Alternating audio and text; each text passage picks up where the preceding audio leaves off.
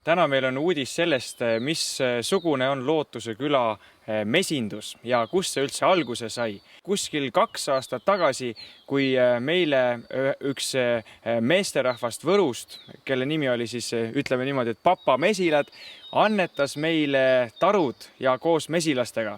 Ja sellest sai alguse üks siukene uus, ütleme üks ajajärk ka Lootuse külas, kus meile siis koha peale tulid mesilased. Alguses meil see päris hästi võib öelda, et ei õnnestunud, aga me ei ole alla andnud ja täna on meil siin mitu uut pere, kes on ennast just sisse seadnud siin mõni päev tagasi. Mis teeb selle asja väga huvitavaks on see, et meie juurde tulevad väga erinevast minevikust inimesed.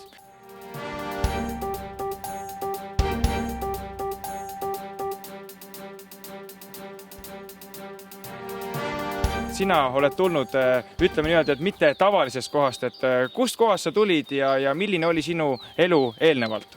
Ma tulin Tallinna vanglast ja minu eelnev elu oli keeruline. Kui kaua sa oled praegu Lootuse külas olnud? 5 kuu. Mis sulle selle mesinduse juures täna kõige rohkem meeldib? Ma arvan, et see, et sellega leiad sa endast sellise inimese üles, keda sa enam isegi ei teadnud, et see olemas on. Milline on see mesinduse nagu huvi sinu jaoks, et kui sa vaatad seda pikemat perspektiivi, et mis sa usud, et mis on need omadused, mida sa saad ka enda ellu kaasa võtta? Kindlasti rahulikkuse, pikameelsuse ja hooljuse, sest sa ju pead hoolitsema nendest ja nägema, kuidas nende pere kasvab ja siis see võib-olla ka innustab mind ennast teatud asju paremini tegema. Sa oled ka nõelata saanud? Veel ei ole. Veel ei ole, jah. Aga meil on siin Lootuse külas mõned mehed, kellele väga meeldib nõelata saada, kes tulevad ilma maskideta ja asjadega, aga meil on igaks juhuks ikkagi maskid olemas. Nõelata saamine on niisugune omaette nii-öelda kunst, et mina veel seda nautida ei ole osanud.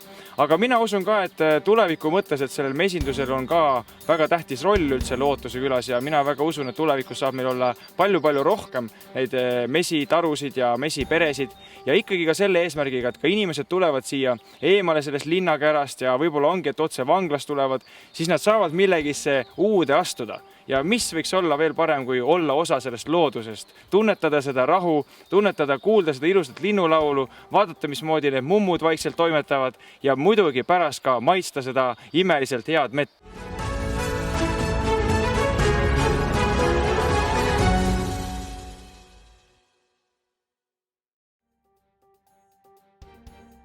Oleme siin samas mesipuude kohe kõrval, on meil niisugune mesikonteinер ja see on siis meie nii-öelda uhke kärjeladu.